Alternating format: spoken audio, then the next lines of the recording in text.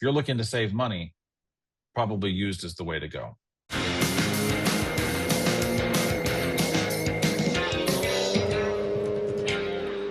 Welcome back to Car-Pinionated, our weekly show on cars, the car industry, and driving in general. I'm Doug Stewart, digital executive producer, and I'm joined by Brian Moody from Kelley Blue Book. Brian, welcome back. Good to see Yep. you. Thanks for having me. It's always fun to do this one because you seem to know what you're talking about. That always helps. Yeah, I like to try. At least I try to admit if I don't know what I'm talking about. Yeah. Yeah. So recently, your organization put out some information that I think a lot of people took, but it took a lot of people by surprise. And I don't know as it really should have, but that the Right. average new car price is $50,000. Yeah, just over $50,000. There's a couple of things that are, I think, worthwhile explanations for that. I don't think that it's quite as bad as people would think, but I mean, things are getting somewhat more expensive, or at least they have been getting more expensive. Has that come to an end? I don't really know. But think of it this way. One of the reasons, and we knew this was coming because the average transaction price was kind of just creeping up. I think around the COVID era, it was up to 49 something, and then it came back down to 47 and then 48. So we kind of knew that this day was coming, but one of the reasons is that for the month of September, all of those electric cars that people wanted to buy and wanted to rush and get that incentive, that taxpayer-funded incentive, well, those cars are typically more expensive on the whole than, say, gasoline-powered cars. So that's part of what pushed it up. But another thing is that we noticed something like 7.5% of people opting to buy a new car were choosing models that were transacting over $75,000. So those two things combined are choice driven. I mean, that's the fair way to say it, that these are choice driven things, and that sometimes it's not quite as dire as the averages might make it seem. And just EVs in general, I don't know mid price point, but it seems like there's very little that's down at the low end of the market. Right. There's the There's the Equinox and Leaf. the Leaf, and Yeah. beyond that, it goes up tremendously. Right. So one thing we do know is that so far we know that the average, we're just going to call it 50, the average transaction price for a new car has been about $50,000 for some time now, give or take $1,000, right? The average transaction price for an electric car is $58,000. So that right there shows you that on the whole, many people are buying electric cars that are transacting and are retail priced at a higher level than the average gasoline powered car. For example, you can find cars well under 30, Toyota Corolla. I think the Prius starts around 30, maybe the Kia Niro, Volkswagen Jetta, some other Civic, even Accord, I think starts in the, high 20s. Yeah. Somewhere around there. But there's really not many, like you said, electric cars like that. And so when the bulk of electric cars are retail priced and transacting at over 40, over 50, over 60, and that's the average, then that's going to bring the whole average up because everybody wanted to get an electric car. If anybody was on the fence in September, they're not on the fence anymore. They just went out and got it because they thought, oh, this is my last chance. And that probably isn't true, but that's okay. Yeah. What do you think? When do you think the EV market will level out? What the factor of the rebates and the has passed, and kind of the push forward, right? It's the push forward where people are buying now rather than after September 30th, or that's what they were thinking.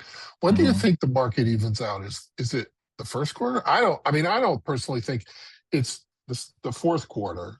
I think you got to wait until the beginning of the year. I think you're right, because what's going to happen, and what we've already seen, is automakers filling the gap in those incentives, right? Well, that can't go on forever. And this is why I've said for the longest time, and a lot of like EV apologist types, they think this is negative. I don't think it's negative. I think that the removal of the taxpayer funded incentives is going to ultimately be better for electric cars because they now have to just be good. It can't be you're getting a discount. It can't be, well, they're made by some really nice people and we're going to do the right thing and spend 60 grand. Now they have to be just as good as everything else. Going back to the big picture of the market, um, what can people do to help themselves keep that cost down? Well, the one thing that I don't know if the average person knows this or not, but a used electric car is an amazing deal. I Mm-hmm. mean, and it really doesn't have much to do with the fact that it's electric. Of course, that's why they depreciate rapidly because electric cars are kind of seen more as a technology thing Right. by consumers as opposed to a car. So a Camry, you're going to drive it for 20 years, 25 years if you want to do that. But technology things, you could keep your iPhone for 25 years, but people don't want to do that. They want newest, latest, and software evolves more rapidly than mechanical things. So a used EV is an amazing deal, notwithstanding how it's powered. It's the newest car you're going to get with the most compelling features for the absolute lowest price. Yeah, I think I might have mentioned to you before that my brother bought a used F-150 Lightning and got a really good Yeah, deal on it, and you know, uh, thousands and thousands less than what it would go right. for, retail, and then has 9,000 miles on it. You Right. know, See, that's a perfect example of what else are you going to get that's that many years old with those miles, with those features, and at that price. You're not going to get a diesel or gas F-150. I can guarantee you that, nor Toyota, nor Honda. and so what about the standard issue internal combustion engine car? Do people, if people don't want to pay that and they want a new car, they just stuck in the low end of the market, the Sentras and the Corollas, which are not bad cars to be Right. sure. But is that where that's where they have to do, or what's this? Maybe what the question I should ask: what is this doing to the used car market now? Well, still, not many people are signing up for used electric cars. I think they should be, but those low price cars are likely going to become more in demand. And one thing I think that's going to happen with all of this, just take this whole topic we've been talking about and the idea that there really aren't many low priced electric cars, right? I think this is going to push that to the forefront. I think some automakers are going to have to come up with, we need a $25,000 EV. Yeah, yeah, And if it doesn't have a 350-mile range, okay, that might be okay, because I think now people are getting the idea that range anxiety to me has never really been like, that's in the past, I feel, because it used to be that if the car said 250 miles and you drove 100 miles, it was all of a sudden down by half. The gauge wasn't accurate. That's not the case anymore. If it says 300 miles, it's going to go 300 miles. If it says 100 miles, it's going to go 100 miles for the most part. So I think lower range electric cars that you can use in and around your neighborhood. Think of a place like Orange County, California. A person who has no need to go into the city, who only goes in their local area. I think they're perfect for that. And I think a low price version could work. yeah, yeah. I think it also. I think the I see, and this is totally just an observational thing. Yeah. I Yeah. passed by going home. I passed by three, four new car dealers with their row of used cars. Yeah. I see a churn. Like I don't see the same cars there every day. And yeah, they could park them in different places, but it Right. like I see a red CRV and it's gone in a It's week. gone. Yeah. The ones that stick around are the oddball. Well, there was a Mustang GT that stuck around for like 3 weeks, Yeah. but Yeah. that sort That's of funny. going around and getting, people are really heavily into that used car market, I think. Yeah, because you can save a lot of money. So right now we know that the average transaction price, according to Kelley Blue Book, is about $50,000. The average listing price of a used car is about $26,000. So right there, that tells you, just using those two averages, if you're looking to save money, probably used is the way to go. Right. And used, I mean, going back in back in the day, used cars came with a lot of downsides. Yeah. And which I think in general, because cars are more dependable, that Right. you don't see those downsides anymore. Yeah, it's still going to have some Right. problems. But And here's a way that you can prove your theory is that, like, notice how the mileage on some nice looking used cars at lots, even franchise dealerships, notice how the miles have creeped up over time. So I yeah, would say 10 years ago, you would never see a 110,000-mile used car at a yeah, Ford, Honda, or Chevy dealer. But now you do, maybe even yeah, higher than that, maybe even 150. yeah, yeah. And which is just, I find it amazing because, like, I remember when the cars that we had was like, oh, it's 50,000 miles. I don't know, Yeah. And they never went to 100, and now we Yeah. regularly have cars that are 100. Yeah. Yeah. Um. So what do you think? So we have Ford with their small pickup truck EV thing, whatever that Yeah. they're doing, which is Yeah. kind of to be named later a little bit. Um, we have Slate. I don't. Hmm. Maybe you have a better sense of how um, how likely that is to come to market. You have the smaller Rivians. Yeah. All, this is all like anticipatory, right? Uh-huh. It'll all be changed in a year. Even to some degree, you have the Scout, right? So you have all Yeah. these things. What do you think? How do you see that playing out? Price is going to be crucial to those Yeah, things. I feel like Slate had a little bit of a misstep I mean, everyone that wrote about it said it's a $20,000 truck. yeah, Well, I mean, the shrimp cocktail must have been amazing because that's not true. It's not. It's not a $20,000 truck. It's a yeah, $30,000 truck, and they were relying on our money to get it down to $20,000. But I didn't see that headline. I saw all the headlines that the folks would have wanted them to say. Think of it this way, just for a second. Imagine what you could sell this if they could do the Slate for 27. Okay, electric, full electric. What do you think they could sell it for if it had a 1.5 liter Honda gas engine in it? yeah, 15,000? I mean, yeah, things have to be cost effective, not just, headline effective. So I think price is going to matter. The Ford Maverick is a great example of how that's what people are looking for. Ford comes out with a smaller, less capable truck that's a hybrid, and what happens? You can't make enough to keep up with demand. It's yeah, the opposite of, there's that saying people say, oh, it's the answer to a question nobody was asking. Like, let's say ribbons for your poodle's hair or something. Well, the Maverick was the opposite of that. That's the answer to a question literally everyone was asking. How right. can I get a smaller, less expensive pickup? And I think if you keep that in mind, that's going to be a winner. Kia, Rivian, Ford, whoever does it, that's going to be a winner.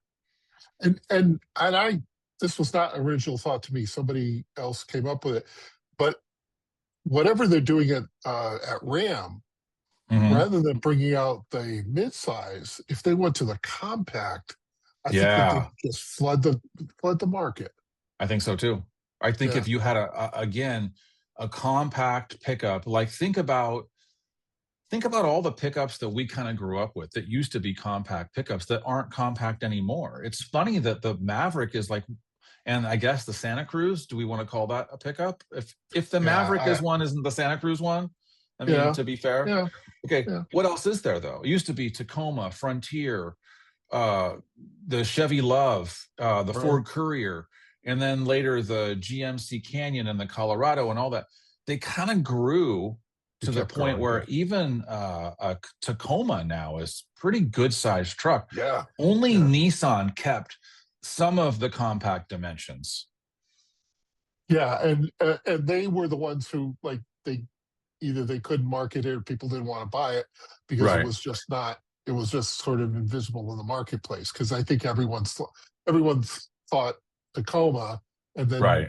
and then, well, maybe we'll go with Ranger, and then beyond that, it just kind of Yeah. disappeared.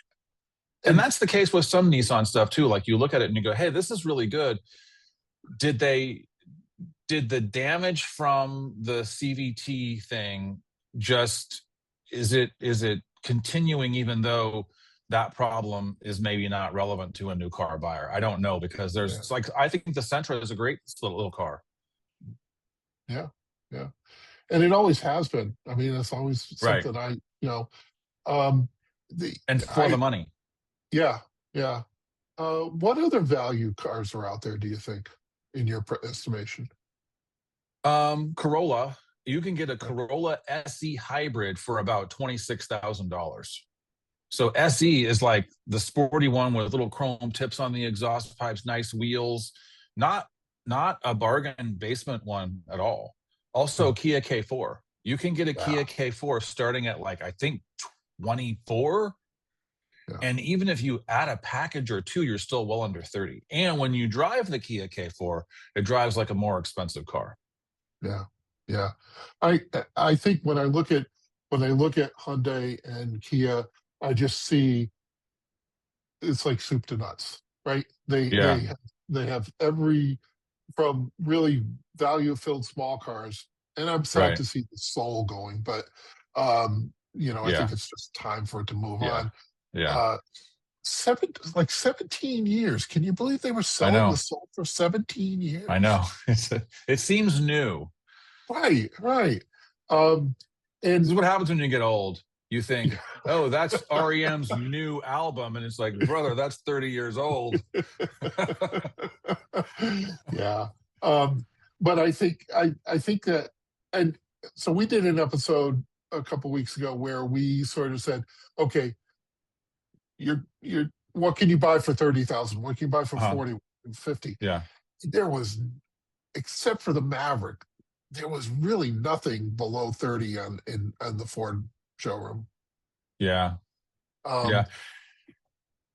I mean, they're enjoying the hefty margins you get on Ford pickups. yeah, And I assume that's going to keep going for a little while longer. But the average person listening, if you haven't bought a new truck for a while, you might be shocked that a $70,000 Ford pickup is not it's not extravagant. right, It really isn't. right, And $100,000 Ford pickup is easy to get to by just checking a few boxes. right, right. Yeah, yeah, that $70,000 doesn't get you the King Ranch package. Yeah, No, no. Oh, did you want it to be good? Oh, yeah, shoot. Yeah, we're gonna charge more for that. Lately, it looks like there's going to be some more energy behind some auto shows. Some auto shows are actually starting to show cars. In Los Angeles coming up, it looks like Volvo is going to be there. That hasn't happened for a long time. It looks like Kia is going to show an all new vehicle. So I think that those types of events are going to be increasingly important for the stuff that we're just talking about. If you wanted to build a small, like, here's a good example of what we were just talking about. What pickup truck didn't work was the $60,000 Jeep pickup, right? yeah, That yeah, didn't work. That's not what people were looking for. But what did work was the $25,000, $26,000 Ford Maverick. If you're going to come out with more of those things, Kia EV4, Rivian, is it R13? I don't know the exact name of is it the R? smaller Rivian. It it's R. Is it R2? It could be. I don't know. Yeah, yeah, Or you're thinking of Star Wars. But either way, either way, when those new small things come out, those car shows are people's first opportunity to get to see what it looks like up close and in person. A lot of people say, oh, you just shop online. Of course, everyone does that. But one thing that you don't get online is scale. yeah, yeah, I yeah. remember when the first Escalade came out, I thought, my gosh, what a hideous contraption that is. It just didn't look right. And then I Yeah. went and saw it in person. I was like, that's actually not bad. In person, in context of the rest of the world, in Right. scale. Right. I think what happens is you see it and how the light plays off the surfaces, Hmm. right, and can make the dimensions shrink in some places or Yeah, be much larger, and how the different colors work and things like that. I think right. you're right. Yeah. It turns Uh, out that there is actually like logic and common sense to, does this make me look fat? yeah. Like that's a real thing, like Yeah. that's, someone didn't just make that up. Yeah. There are certain things that you can wear. There's certain places you can park a car that can make it look, angles that you can use with the camera that can make it look bigger or smaller out in the real world. Yeah. Yeah. And Kia is introducing the Telluride, right? Yeah. It's, Yeah. yeah. I think Yeah. that will be cool. I'm looking forward to that. I've been a big fan of the Telluride. I use the Telluride as an example of how combustion engines deliver something that is important to the process. If you like to drive, okay, if Yeah. you see your car as the same way as a refrigerator, like we would never have a show about, well, my Samsung double wide with the cooling drawer. Oh, let me just tell you how fast that chills things off. We would know, who would care? People, what are you talking about? Who cares? I'm just going to Yeah. get my Pepsi and go sit down. If you see cars like that, then you won't care about what I'm going to say.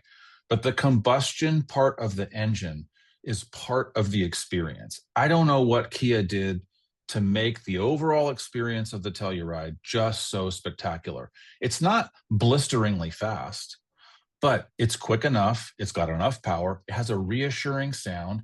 It has a reassuring like weight and presence on the road. It Yeah. looks cool. It's nice inside, and it's a good value. I think this next one's going to be great. And they're probably going to have a hybrid because there's already a hybrid of the Palisade. So, Yeah. Yeah. Um, what I've seen, and they just did the intro for a lot of places in their design studio, and they showed the off-road version, off-road, oh, uh, that's cool. and I was not a fan of the front end, but But I'm when they holding say out. off road, they mean off road ish. They Right, mean exactly. camping and fire roads. I mean, Yeah, dirt I roads. Yeah, guess I guess there's this thing where people go and like they voluntarily like sleep outside and stuff. Like that's literally why I have this job, so I don't have to do that. Like that's the main reason, so that I right. don't Yeah, have to do that. But some people do it for fun. And so if you do family camping and you do light roads, and a Kia or one of those 3 rows would be fine for that. It's not going to be a Tahoe, it's not going to be a no, Jeep, but that's okay. You want it for yeah. every day too. And I think that this is that the market, that the manufacturers have found this niche in the market where they have their SE and the LE and maybe an SVX or whatever it is, Hmm. and then there's Hmm. the Rock Creek version, or the Right. where they have the bigger cladding on the sides and Hmm. the tougher knobby wheels and maybe some different things, and so it's just another appearance package in a Yeah. lot of cars. Some are, some aren't, but and I found that interesting. I've seen that just in the past couple of years. This kind of Right. like all of a sudden, the top end is no longer the most luxurious. It's the light off Right. road. Well, I Yeah, think because the manufacturers think of it from Nissan's perspective, they're like, why should we make a car and then the aftermarket company gets all the sure. cash for the wheels, the fog lights, the roof rack, the badging? Why not just say, if you like the way this kind of thing looks, we'll sell you that too. Yeah, yeah. One of my friends just got a Bronco, and and he talks about all the stuff that Yeah. he could have the dealer do to it, right? Yeah. The performance package and things like that. Yeah. It's just real interesting. Let me want to. We're close to wrapping up, but I wanted to ask you about the Toyota 4Runner. Hmm. And I have not seen a lot of these vehicles around, and I know Yeah. there's sort of a tipping point but I don't see them on dealers' lots. I don't see them on the road. I'm just wondering, are they selling a lot of these? Or is it not popular because of the Turbo 4, or am I just missing something? Well, if you think about how their lineup works, if you look at the Land Cruiser Turbo 4, right? Yeah, And then there's 4Runner Turbo 4. And then there's RAV4, which is slightly smaller. And now they just added an off-road capable version of that. right, The RAV4 is the car people want. right. Like, that's the thing. Could you arguably say that within that lineup of SUVs, could you arguably say that they're at a point where someone is saying, we don't need Buick and Oldsmobile? Okay. There, arguably you could say that we could get rid of one and still offer all the things that we would want to offer to consumers. People vote with their dollars, and they have shown overwhelmingly that what they want is a Corolla Cross and or one day move up to a RAV4. The Right. rest of them, I think the sales are gonna drop off rapidly from there, unless you get into the pickups. Yeah. Interesting. All right. Anything we missed talking about? Uh, the thing that I wonder is, are people prepared for that hybrids are going to take over, I think, in 2026. I think that's really the big story, is that 2026 is the year of the hybrid. I think that's going to happen. And some of them are quite good, and some of them are still, you're working on it, I can tell. Yeah. Yeah. No, I believe that. I mean, I think the hybrid, not only from a practicality standpoint, but but I think you can manage with a plug-in hybrid and just not the 220-volt Yeah. charger, and you can Yeah. kind of get through it. You can run an extension cord out there, and kind of, which opens up a lot more options for people in condos and apartments and Yeah. stuff like that. Yeah, Yeah. Yeah. I For would. sure. Yeah. Okay. I agree. All right, Brian Mooney, thank you so much for joining Thank us. you. And remember that you can watch older episodes of Car-Pinionated on our YouTube channel. And with that, we will see you later.